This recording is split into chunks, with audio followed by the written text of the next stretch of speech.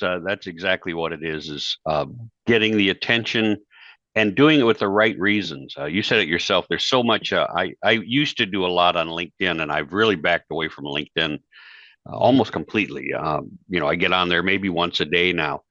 And it's because everybody on there is just spamming you. You get all these messages, and every message says, "Hey, I looked over your profile, and your profile is amazing, and you've accomplished such great things.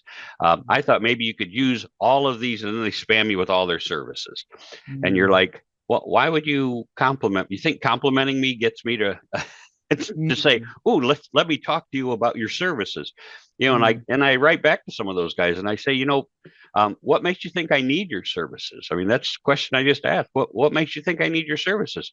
And of course, you don't even get a response back from the real person who took the time to read the response. You get it back from their next funnel comment.